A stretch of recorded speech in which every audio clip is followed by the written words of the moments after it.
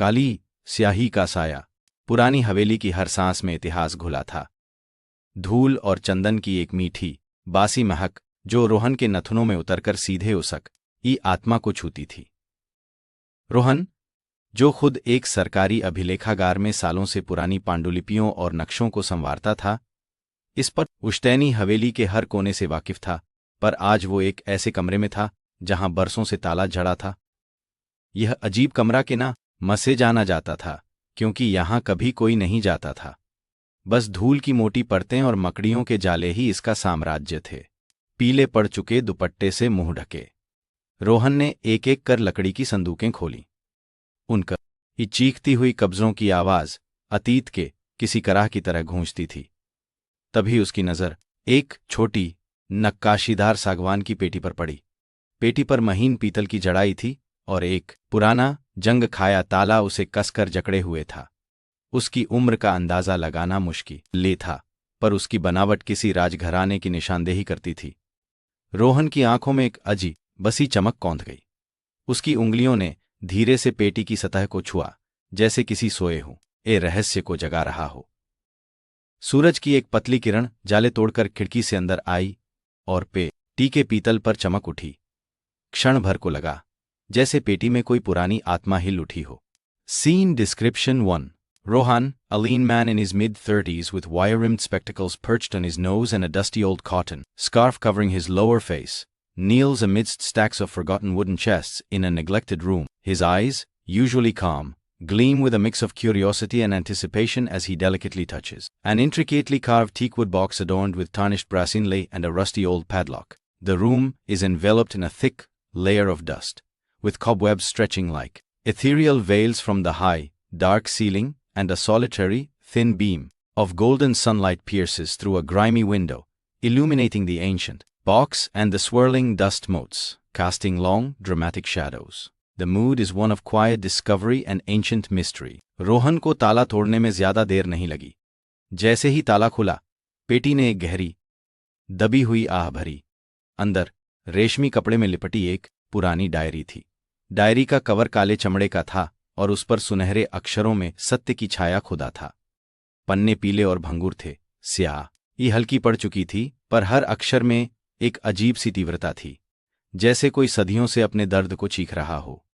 Diary Rohan की परदादी यशोदा देवी की थी, जिनके बारे में परिवार में कभी बहुत ज्यादा बात नहीं होती थी। बस इतना पता था कि वो रहस्यमय तरीके से गायब हो गई थीं।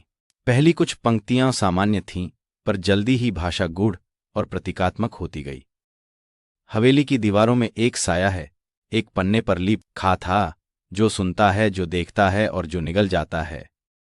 रोहन की भौहें तन गईं। उसके भीतर एक रोमांच और भय का मिश्रण उमड़ पड़ा। डायर ई की हर पंक्ति, हर शब्द उसे एक ऐसे रास्ते पर खींच रहा था जहां से वापसी मुश्किल थी। हवेली की खामोशी अब उसे डराने लगी थी। हर सरसर आहट, हर आहट उसे एक चेतावनी लगती थी। रात गहरे उतर रही थी और कमरे में फैली चुप्पी अब पहले से कहीं ज्यादा घनी और भयावह लग रही थी। Scene description bay Rohan, his spectacles slightly askew, sits cross-legged on the dusty floor.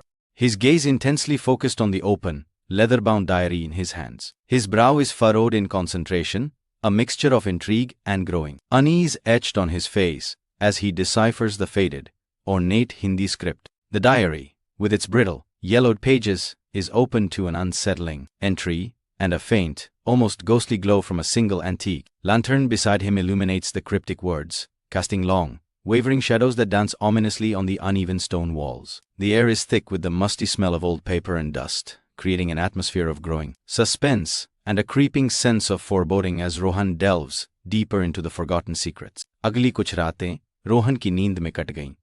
वह डायरी को अपनी आंखों से दूर नहीं रख पा रहा था। यशोदा देवी की लिखावट में एक अजीब सी पकड़ थी जो उसे अपने साथ भाए ले जा रही थी। डायरी के अगले हिस्से में काले तालाब और अटूटी हुई मूर्ति का जिक्र था। यशोदा देवी ने लिखा था कि ये निशान झूठ के महल का रास्ता बताते हैं। रोहन ने अपने दिमाग में हवेली के हर कोने को खंगालना शुरू किया। आले तालाब का मतलब जरूर वो पुराना कुआं होगा जो हवेली के पिछले हिस्से में जंगली झाड़ियों से घिरा था, और टूटी हुई मूर्ति हवेली के आंगन में गणेश जी की एक खंडित मूर्ति थी, जिसके बारे में कहा जाता था कि उसे कई साल पहले किसी ने तोड़ा था। जैसे जैसे वह पढ़ता गया, डायरी के पन्नों से एक कड़वी, भयानक सच्चाई धीरे धीरे परतों में खुलती गई। यशोदा देवी ने जिक्र किया था कि उनके परिवार में एक भयानक अपराध हुआ था, एक हत्या जिसे अस्तित्व के साये ने अंजाम दिया था, और यह अपराध हवेली की जमीन से जुड़े किसी बड़े राज को छिपाने के लिए किया गया था। उसकी उंगलियां डायरी के पन्नों पर थरथराने लगीं। उसकी परदादी ने लिखा था, मैं जानती हूं वे मुझे नहीं छोड़ेंगे, सच बाहर आया तो सब बिखर जाएगा। Scene description 3। Rohan, visibly strained and sleep deprived, sits hunched over a heavy, antique wooden table in his study, surrounded by scattered notes and old maps of the Haveli. His eyes, red-rimmed and intensely focused, scan the brittle pages of the diary. His expression a mix of desperate understanding and mounting horror. A flickering oil lamp casts dancing shadows on the high, ornate ceiling, highlighting the intricate carvings on the dark wood furniture. The air is heavy with the scent of aged paper and a faint metallic tang of fear, creating an atmosphere of relentless obsession and a chilling revelation as the diary's words twist his perception of reality. एक रात जब Rohan diary पढ़ रहा था, हवेली में अजीब सी घटनाएं घटने लगीं। सबसे पहले दूर कहीं से एक धीमी, दर्द भरी कराह ई आवाज आई, जो हवा में घुलकर गायब हो गई। रोहन ने सोचा कि यह सिर्फ उसका वहम है, नींद की कमी और कहानियों का असर। फिर उसकी मेज पर रखी यशोदा देवी की एक छोटी सी फ्रेम की हुई तस्वीर अचानक जमीन पर गिरकर टूट गई।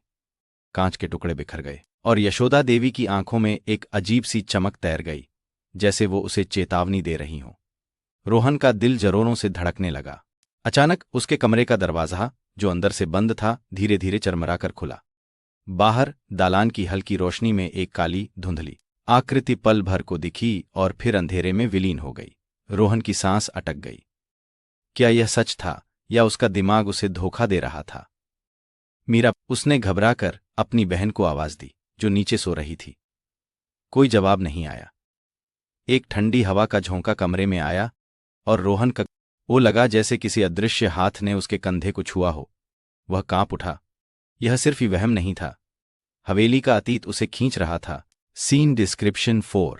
Rohan stands rigid in his dimly lit study, his face pale and wide-eyed, a framed photograph of his great-grandmother shattered on the floor at his feet. His spectacles are askew, and his mouth is slightly agape in a silent gasp. The heavy wooden door to his room, previously closed, now stands ajar, revealing a sliver of the dark, silent corridor outside where a fleeting, indistinct shadow seemed to vanish. The only light comes from a single, sputtering candle on his desk, casting exaggerated, wavering shadows across the antique furniture and an open diary, while a sudden, cold draft stirs the curtains, amplifying the palpable sense of dread and the haunting presence in the room. अगले दिन सुबह सूरज की रोशनी में रात का डर थोड़ा कम जरूर हुआ, पर पूरी तरह से मिटा नहीं।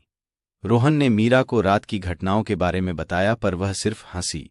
भैया, यह आपकी कल्पना है, आप डायरी की कहानियों में बहुत गहरे डूब गए हैं। पर रोहन को पता था यह कल्पना नहीं थी। उसकी आंखों के सामने जो हुआ था वह वास्तविक था। वह दिन भर हवेली के उस पुराने कुएं, काले तालाब की तलाश में घूमता रहा।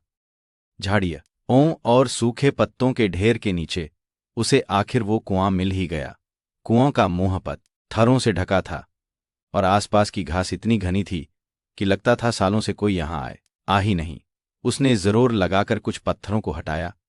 कुएं के अंदर गहरा अंधेरा था और एक अजीब सी दुर्गंध आ रही थी। उसे याद आया, डायरी में यशोदा देवी ने लिखा था, सच कुएं की गहराई में दबा है, जहां सिर्फ अंधेरा और मौन है। रोहन ने टॉर्च निकाली और अंदर रोशनी की। नीचे पानी की जगह सिर्फ सूखा कीचड़ और कचरा था, और बीच में उसे एक धुंधली सी आकृति दिखी, शायद कोई पुराना औजार या फिर कुछ और। तभी उसे अपने पीछे किसी की आहट महसूस हुई। उसने पलट कर देखा। हवेली का पुराना रखवाला किशन काका एक सूखे हुए डंडे के सहारे खड़ा था। उसकी बूढ़ी धैंसी हुई आंखें रोहन को घूर रही थीं। यहां क्या कर रहे हो बेटा? उसकी आवाज खुरदुरी थी, जैसे पुराने पत्थरों से बनी हो। ये जगह ठीक नहीं, यहां भूत प्रेत का वास है। किशन काका की आंखों में एक अजीब सी चमक थी, एक ऐसी चमक जो भय से ज्यादा कुछ और दर्शाती थी, शायद जानकारी या फिर चेतावनी। Scene description 5. Rohan, his face grim and determined, pushes aside dense, thorny bushes, revealing the crumbling stone mouth of an ancient well. He wears a dust-stained shirt and trousers, his hands are grimy from moving rocks, and his expression is a mix of exhaustion and resolute focus as he shines a powerful flashlight into the deep, dark abyss. The area is overgrown with wild, tangled vegetation, creating an isolated and forgotten atmosphere under the harsh midday sun. Suddenly, he freezes, his body tensing, as the wizened old caretaker, Kishan Kaka, with his deeply creased face and suspicious, piercing eyes, emerges from the shadows of the overgrown foliage, leaning heavily on a gnarled walking stick. The air crackles with unspoken tension and a subtle, unsettling distrust. Rohan ने किशन काका को diary के बारे में कुछ भी नहीं बताया। उसने सिर्फ इतना कहा कि वह हवेली के पुराने हिस्सों की साफ सफाई कर रहा है। किशन काका ने अविश्वास भरी नजरों से उसे देखा, फिर धीरे धीरे मुड़कर चले गए। रोहन को लगा जैसे किशन काका कुछ छुपा रहे हैं। उसने फिर कुएं के अंदर झांका। टॉर्च की रोशनी में उसे वो चीज और ज्यादा साफ दिखी। वह कोई औजार नहीं था, बल्कि एक छोटी, जंग लगी लोहे की पेटी थी, मिट्टी और सूखे पत्तों में आधी दबी हुई। रोहन ने एक रस्सी और बाल्टी का इंतजाम किया और बड़ी मुश्किल से उस पेटी को ऊपर निकाला। पेटी को खोलने की कोशिश में उसके हाथ लहूलुहान हो गए, पर जब वह खुली तो अंदर का नजारा रोंगटे खड़े कर देने वाला था। अंदर एक पुरानी, खून से सनी हुई साड़ी का टुकड़ा था, जिसे देखकर लगता था कि वह बरसों पहले किसी ने पहना होगा। साड़ी के साथ एक टूटा हुआ पुराना सोने का लॉकेट था, जिसमें यशोदा देवी और एक छोटे बच्चे की धुंधली तस्वीर थी। और सबसे भयानक, एक छोटी सी हड्डी का टुकड़ा जो किसी इंसान की उंगली का लग रहा था। यह सब देखकर रोहन के पैरों तले जमीन खिसक गई। यशोदा देवी का अपराध कोई कल्पना नहीं थी, बल्कि एक खौफनाक सच्चाई थी। और अस्तित्व का साया कोई भूत नहीं, बल्कि एक असली हत्यारा था, जिसने यशोदा देवी के परिवार के किसी सदस्य को मारकर इस कुएं में फेंका था। डायरी के अगले पन्ने पर यशोदा देवी ने लिखा था, मैंने देखा था, वो हाथ, वो साया। Scene description 6. Rohan kneels by the mouth of the old well, his hands trembling slightly as he carefully pries open a small, rust-eaten iron box. His face is pale with a mix of revulsion and chilling confirmation, sweat beading on his forehead despite the cool evening air. Inside the box, visible under the harsh beam of his flashlight, are a blood-stained piece of an old sari, a tarnished golden locket with a faded photograph, and a small, unsettling bone fragment. The backdrop is the dark, moss-covered interior of the ancient well, with crumbling stones suggesting forgotten horrors. The mood is one of profound shock and horrifying revelation, as the dark truth of the past is finally unearthed. Rohan को अब यकीन हो गया था कि यशोदा देवी सिर्फ गायब नहीं हुई थीं, बल्कि उन्हें मार दिया गया था, क्यों कि वह सच जानती थीं। और डायरी में अस्तित्व का साया नाम का जिक्र उस हत्यारे की पहचान था। वह कौन था? परिवार का कोई सदस्य या कोई बाहरी? वह उसी रात डायरी के आखिरी पन्नों तक पहुंच गया। अंतिम कुछ पंक्तियां लगभग मिट चुकी थीं, पर रोहन ने उन्हें पढ़ने की पूरी कोशिश कर। वो मुझसे दूर नहीं रह सकता। उसकी लालची आंखें, उसने सब ले लिया। मेरा बच्चा, मेरा जीवन और अब मेरी सांसें। उसका नाम विक्रम। विक्रम, यह नाम रोहन के दिमाग में बिजली की तरह कौंधा। विक्रम उसका परदादा था, यशोदा देवी का पति। रोहन को विश्वास नहीं हो रहा था। क्या उसका अपना परदादा हत्यारा था? डायरी के अंतिम वाक्य थे, मैंने उसे कुएं में दफन किया, लेकिन साया अब भी ज़िंदा है मेरे खून में, मेरी विरासत में। अचानक उसके कमरे में दरवाजे के पास एक भारी आहट हुई। रोहन ने डरकर अपनी गर्दन घुमाई। दरवाजा खुला था और दहलीज पर एक साया खड़ा था। वह साया किशन काका का था। उनका चेहरे पर अब कोई खुरदुरी आवाज या भोलापन नहीं था, बल्कि एक क्रूर, ठंडी मुस्कान थी। उनकी आंखें डायरी और लॉकेट पर टिकी थीं। तो तुम्हें सच मिल ही गया, बेटा? किशन काका की आवाज अब बदल चुकी थी। वह भारी और धमकी भरी थी। यह सच कई पीढ़ियों से दफन था, और अब तुम्हें भी इसके साथ दफन होना होगा। रोहन के हाथ से डायरी छूट गई। यह क्या हो रहा था? किशन काका, जिसके बारे में वो सोचता था कि वह सिर्फ एक रखवाला है, Scene description 7. Rohan, wide-eyed and terrified, recoils in his study, the antique diary slipping from his trembling fingers to the floor. His face is pale, with a mixture of dawning horror and betrayal. Standing menacingly in the doorway, framed against the faint light from the corridor, is Kishan Kaka. His usual gentle demeanor is replaced by a sinister smirk, his deeply creased face now contorted into a mask of chilling malice, and his eyes gleam with a dark, predatory intelligence as they fixate on the unearthed evidence. The air is thick with sudden, shocking tension, and the flickering lamplight casts long, distorted shadows, transforming the familiar space into a terrifying trap. Kishan काका ने एक कदम आगे बढ़ाया। उनके हाथ में एक लंबी, चमकदार खंजर थी। विक्रम तो एक कमजोर आदमी था, बेटा। उसने मेरी बात मानी, और मैंने उसे एक राजा बना दिया। यशोदा ने सच देखा, तो उसे चुप कराना पड़ा। उसकी लाश और उसके बच्चे की लाश को मैंने ही कुएं में फेंका था। रोहन का दिल मुंह को आ गया। यशोदा देवी का बच्चा, मतलब यशोदा देवी अपने बच्चे के साथ मारी गई थीं। किशन काका का चेहरा अब एक शैतानी मुस्कुराहट से भरा था। और अब तुम भी सच को जान गए हो। इस हवेली का असली मालिक मैं हूं। इसकी सारी दौलत, सारी विरासत मेरी है। विक्रम तो सिर्फ मेरा मोहरा था। रोहन की आंखों के सामने पूरी कहानी घूम गई। हवेली की दौलत, यशोदा देवी का रहस्यमय गायब होना, डायरी के रहस्य, सब एक भयानक तस्वीर बना रहे थे।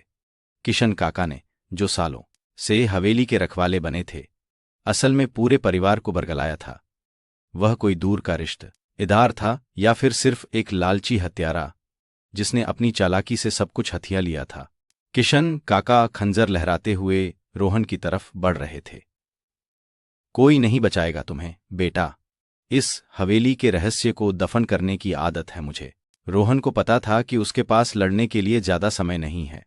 उसने झटके से मेज पर रखी एक भारी पीतल की गणेश मूर्ति उठाई, वही खंडित मूर्ति जिसके बारे में डायरी में जिक्र था। जैसे ही किशन काका उस पर झपटे, रोहन ने पूरी ताकत से मूर्ति उनके सर पर दे मारी। किशन काका लड़खड़ाए और खंजर उनके हाथ से छूटकर जमीन पर गिर गई। वह सिर पकड़कर जमीन पर बैठ गए। उनके माथे से खून बह रहा था। Scene description 8. किशन काका, his face contorted into a grotesque, triumphant sneer and his eyes burning with maniacal greed, lunges at Rohan with a gleaming, ornate dagger held aloft in his hand. He is a menacing figure, his tattered clothes adding to his sinister appearance. Rohan, his face a mask of terror and desperate resolve, swings a heavy, brass Ganesh idol, visibly chipped and ancient, with all his might. The dimly lit study, filled with antique furniture, is in chaos. The diary lies open on the floor, and the air is thick with the dust of ages, illuminated by the frantic, flickering light of a single lamp. The moment is a freeze frame of violent action, fear, and a desperate fight for survival. Kishan काका जमीन पर गिर पड़े और उनकी सांसें धीरे धीरे धीमी पड़ने लगी। उनकी आंखों में अब भी वही पुरानी क्रूर चमक थी, पर अब वह कमजोर पड़ रही थी। रोहन हाँफ रहा था, उसके हाथ कांप रहे थे। उसने तुरंत पुलिस को फोन किया। पुलिस के आने तक किशन काका ने दम तोड़ दिया था। सारी सच्चाई एक एक करके सामने आने लगी। किशन काका असल में परिवार के एक दूर के सदस्य थे, जिन्होंने अपनी चालाकी से विक्रम को अपनी गिरफ्त में ले लिया था। वह एक धोखेबाज और हत्यारा था, जिसने धन के लालच में यशोदा देवी और उनके नवजात शिशु को मार डाला था, और बाद में विक्रम को भी इसी रहस्य के बोझ तले मौत के घाट उतार दिया था, ताकि वह हवेली का एक छत्र मालिक बन जाए। सालों तक उसने हवेली के रखवाले के रूप में सबका विश्वास जीता था, पर अंदर ही अंदर वह एक शैतान था। हवेली की दीवारें अब खाली नहीं लगती थीं। रोहन को लगा जैसे यशोदा देवी की आत्मा अब शांत हो गई है और उनके बच्चे की आत्मा को भी मोक्ष मिल गया है। हवेली का अस्तित्व का साया अब नहीं था, वह किशन काका के रूप में ही मौजूद था। रोहन ने हवेली को बेचने का फैसला किया। वह अब उस अतीत के बोझ के साथ नहीं जी सकता था। डायरी और लॉकेट को उसने एक संग्रहालय को दान कर दिया, जहां यशोदा देवी की कहानी को सम्मान मिलेगा। काली स्याही का वह साया जिसने कई जिंदगियों को निगल लिया था, अब हमेशा के लिए खत्म हो चुका था। पर रोहन जानता था, कुछ रहस्य ऐसे होते हैं जो कभी पूरी तरह से नहीं मिटते, बस गहरी नींद सो जाते हैं, इंतजार करते हुए कि कोई उन्हें फिर से जगाए। और वह उस नींद को कभी डिस्टर्ब नहीं करना चाहता था। Scene description 9. Rohan, exhausted and emotionally drained, stands amidst the debris of his study, his eyes wide, but now carrying a profound sadness and a touch of haunted wisdom. Kishan Kaka lies lifeless on the floor, the ornate dagger still within reach but now harmless. Police officers, their faces grim, meticulously search the room and the scattered evidence, their flashlights cutting through the dust-filled air. Rohan looks out through a shattered window at the first light of dawn, painting the horizon in hues of soft orange and purple, a poignant contrast to the dark horrors unveiled. The scene is one of somber closure and the heavy aftermath of justice, with Rohan's figure silhouetted against the dawn, carrying the silent burden of the revealed truth. आपको ये कहानी कैसी लगी? हमें comments में बताएं और channel को सब्सक्राइब करना न भूलें।